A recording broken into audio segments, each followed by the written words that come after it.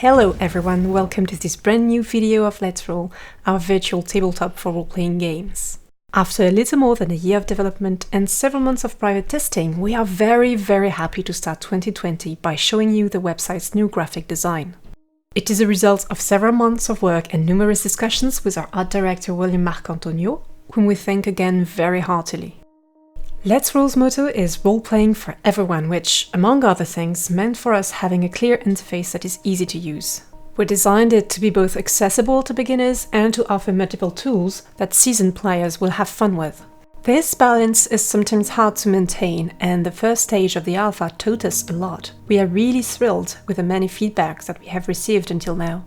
Even though it is very young, the community is greatly involved, which makes it a pleasure to witness and to keep on improving the experience we propose day after day. We will soon have a new phase of tests in addition to revealing the new graphic design. This video then gives us the opportunity to invite you to register on the website right now so that you can get a chance to participate.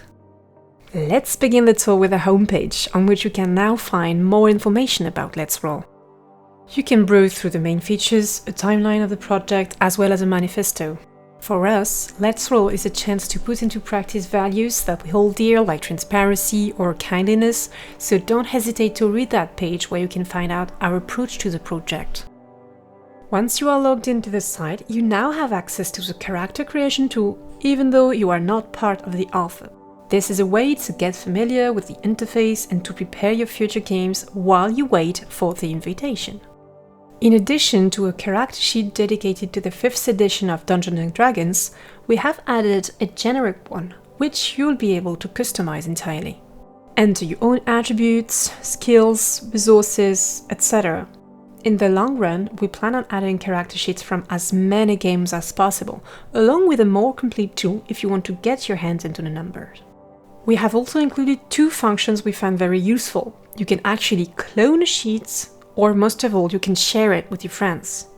In this way, if someone has already crafted a sheet for a specific game that you play, you can ask them for the link, for example. We will now continue the tour with a quick look at the platform itself and its main features. Know that in the coming weeks, we will be uploading videos dedicated to presenting certain tools or features like the journal or the GM scene managers, for example. As you are going to see for yourself, the new interface is very flexible, even though some elements cannot be moved, like character's avatar, situated on the left of the screen. Speaking of avatar, we added an indicator on them to tell you if someone is logged into the table or not. Navigating on maps and scene can simply be done with your mouse. You can zoom in and out using the wheel, and move the map by holding the left click or wheel. Yet, if need be, you can also find buttons to zoom in and out in the bottom right corner, along with buttons to recenter the map and even ping a specific spot on the scene. All the features are gathered in the central menu, which is on top of your screen, and all you need to do is click to toggle a feature on and off. If we look first at the chat box, like any other feature window, you can choose to dock it on the right or the left side, or even to make it a pop-up. That way you can customize the interface in any way that pleases you or suits your screen better. In addition to the traditional emojis, you can use the /me command to write in italics, or type the dice's formulas to roll directly from the chat if you need. To interact with your friends, you can actually chat privately with them. You'll find a bubble icon on their avatar. But you can also share an element of your character sheets in the chat by using square brackets. That allows you to show the details of a skill or a piece of equipment to the rest of the team, for example. The color that you see on the side of an avatar is chosen in the character sheets, and it will be found a bit everywhere during a game. For example, that same color is used next to avatars in the dice log, where all the rolls of a game are saved. Oh, and while we're here, know that you can click on a roll line to develop it and find its details. As we said earlier, the journal is one of those very complete functions that would deserve its very own video in the future. But to sum it up, it's a place where you can take down notes, upload images, or even PDF sheets, and then sort them and share them with your friends. To give you just one example of how it can be used, the journal can gather all your campaign notes. You can create a specific folder for all your summaries and open a new entry at each session. Not only is the edition done in real time, but it is possible that multiple people edit the entry at the same time. We made it so that you can upload an image or embed a YouTube video in an entry, but what makes it so useful to us is that you can create a link to another entry or even an element of the game. Imagine that your game master introduces you to a secondary character and that you wish to speak about him in your summary. Then at any time you can highlight the text, refer to said character sheet, or to the journal entry you created about him. There is still a lot of work left to do on the journal, but don't hesitate to try and send us your feedback. Let's now have a look at the rulers, which are a really good way to picture spells, areas of effect, or check a line of sight. Know that you can actually choose to share your measures with everyone or not, and if you do, it will be in real time, as always. Another key feature of Let's Roll's interface is the quick bar. At the bottom of the screen, you will find slots that can be used to create a custom action, but also receive elements directly from your character sheet. To that end, all you need to do is drag and drop, say, an attack, and it will be available now at any time in a single click. A little bonus that we love here is that you can assign icons to each slots. Of course, the shortcuts are saved as soon as you create them, so don't worry, on your next session you won't have to do it all again. We also added a whole new set of tools that allow you to draw on a scene, either manually or with predefined shapes like an arrow or even a point of interest.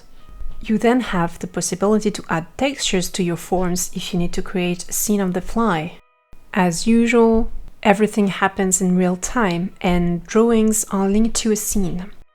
That means they are saved if you come back to the same place later in the campaign. To finish our overview of the interface, see that you can check the turn order at any moment. And you might have noticed the music button too. The Game Masters possess a specific menu where they can copy the link of a YouTube video or playlist, and everyone will be able to hear it at the same time. Of course, for practical reasons, each player can set the volume individually.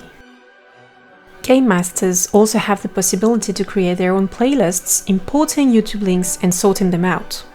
It is incredibly useful to plan scenes moods in advance. Speaking of Game Masters, let's have a look at two additional menus: Scenes and Crafts. First, know that the Scene menu cannot be closed or moved, which prevents you from losing your work in the heat of the moment. Each scene uses a system of layers, which you can move, rearrange, and for which you can set individual parameters.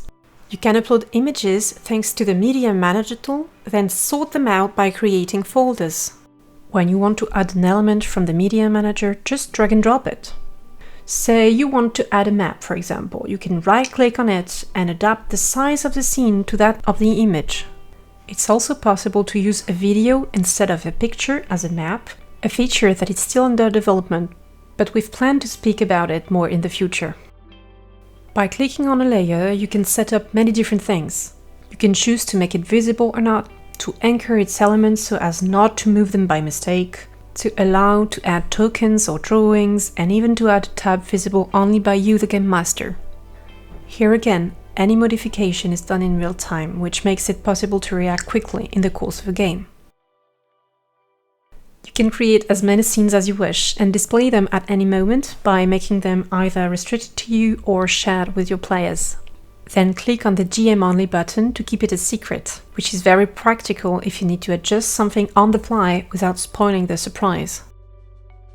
Second, the other Game Master specific tool is Crafts. It is a content creating tool where you can create your creatures, your non-playing characters, but also skills or objects, which you will then be able to add to a character's sheet. With time, it is more than likely that you end up having dozens of crafts. So we added a search function and also a filter for you to be able to browse more easily. Like all the other features, it is available at any time in the top menu, and modifications are done in real time, allowing you to be reactive if you are caught off guard during a game. And that's where we end the tour of this new interface today. Please don't hesitate to write your thoughts about it in the comment section below, and you can also join the community on Discord. We'll put the link in the description. Even better, you can register to Let's Roll now so that you get the chance to participate in the next stage of the alpha that is launching in a few weeks. Thank you so much for watching.